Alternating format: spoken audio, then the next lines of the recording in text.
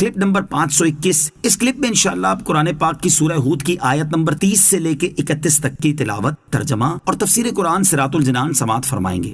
بسم اللہ الرحمن الرحیم۔ ترجمہ، اللہ کے نام سے شروع جو نہایت مہربان رحمت والا ہے۔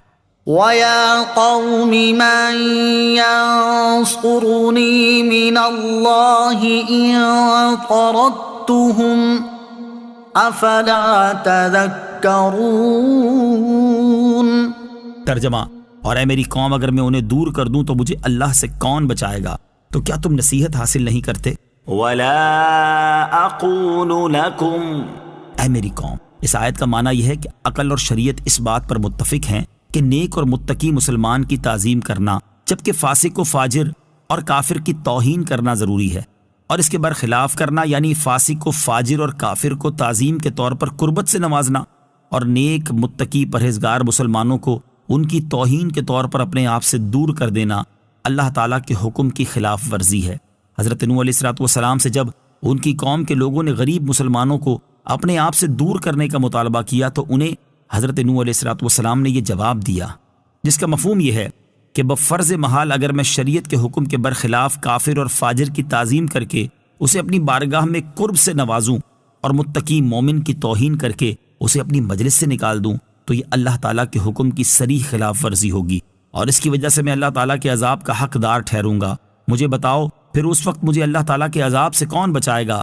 تو کیا تم اس بات سے نصیحت حاصل نہیں کرتے کہ ایسا کرنا درست نہیں؟ وَلَا أَقُولُ لَكُمْ عِندِي خَزَائِنُ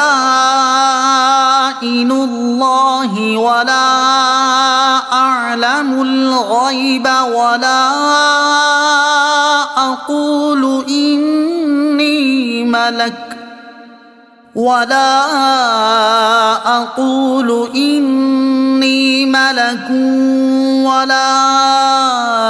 أَقُولُ لِلَّذِينَ تَزْدَرِي أَعْيُنُكُمْ لَن يُؤْتِيَهُمُ اللَّهُ خَيْرًا، اللَّهُ أَعْلَمُ بِمَا فِي أَنفُسِهِمْ إِنِّي إِذًا لَّمِنَ الظَّالِمِينَ۔ ترجمہ، اور میں تم سے نہیں کہتا کہ میرے پاس اللہ کے خزانے ہیں، اور نہ یہ کہ میں خود ہی غیب جان لیتا ہوں، اور نہ یہ کہتا ہوں کہ میں فرشتہ ہوں، اور میں ان غریب مسلمانوں کے بارے میں جنہیں تمہاری نگاہیں حقیر سمجھتی ہیں یہ نہیں کہتا کہ اللہ ہرگز انہیں کوئی بھلائی نہیں دے گا۔ اللہ خوب جانتا ہے جو ان کے دلوں میں ہے، اگر میں ایسی بات کہوں تو ضرور ظالموں میں سے ہوں گا۔ وَلَا أَقُولُ لَكُمْ، اور میں تم سے نہیں کہتا۔ اس سے پہلی آیات میں حضرت نوح علیہ السلام کی قوم نے آپ کی نبوت میں 3 شبہات وارد کیے تھے۔ ایک شبہ تو یہ تھا کہ مَا نَرَى لَكُمْ عَلَيْنَا مِن فَضْلٍ، ہم تم میں اپنے اوپر کوئی بڑائی نہیں پاتے، یعنی تم مال و دولت میں ہم سے زیادہ نہیں ہو۔ اس کے جواب میں حضرت نوح علیہ السلام نے فرمایا لا اقول لكم عندي خزائن اللہ، یعنی میں تم سے نہیں کہتا کہ میرے پاس اللہ تعالیٰ کے خزانے ہیں، لہٰذا تمہارا یہ اعتراض بالکل بے محل ہے، کیونکہ میں نے کبھی مال کی فضیلت جتائی ہے اور نہ دنیاوی دولت کی توقع رکھنے کا تمہیں کہا ہے، اور اپنی دعوت کو مال کے ساتھ وابستہ بھی نہیں کیا۔ پھر تم یہ کہنے کے کیسے مستحق ہو کہ ہم تم میں کوئی مالی فضیلت نہیں پاتے؟ تمہارا یہ اعتراض محض بےہودہ ہے۔ دوسرا شبہ یہ تھا ما نراک اتبعک الا الذین هم اراذلنا بادی الرأی، یعنی ہم نہیں دیکھتے کہ تمہاری کسی نے پیروی کی ہو مگر ہمارے کمینوں نے سرسری نظر سے۔ مطلب یہ تھا کہ وہ بھی صرف ظاہر میں مومن ہے، باطن میں نہیں۔ اس کے جواب میں حضرت نوح علیہ السلام نے یہ فرمایا کہ میں نہیں کہتا کہ میں غیب جانتا ہوں اور میرے احکام غیب پر مبنی ہیں تاکہ تمہیں یہ اعتراض کرنے کا موقع ملتا۔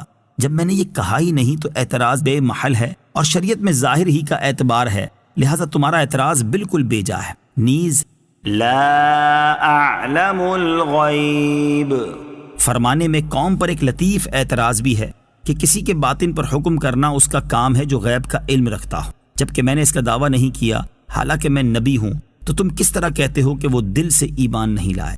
تیسرا شبہ اس قوم کا یہ تھا ما نراك الا بشرا مثلنا، یعنی ہم تمہیں اپنے ہی جیسا آدمی دیکھتے ہیں۔ اس کے جواب میں فرمایا کہ میں تم سے یہ نہیں کہتا کہ میں فرشتہ ہوں، یعنی میں نے اپنی دعوت کو اپنے فرشتہ ہونے پر موقوف نہیں کیا تھا کہ تمہیں یہ اعتراض کرنے کا موقع ملتا کہ دعویٰ تو فرشتہ ہونے کا کیا تھا لیکن نکلے بشر، لہٰذا تمہارا یہ اعتراض بھی باطل ہے۔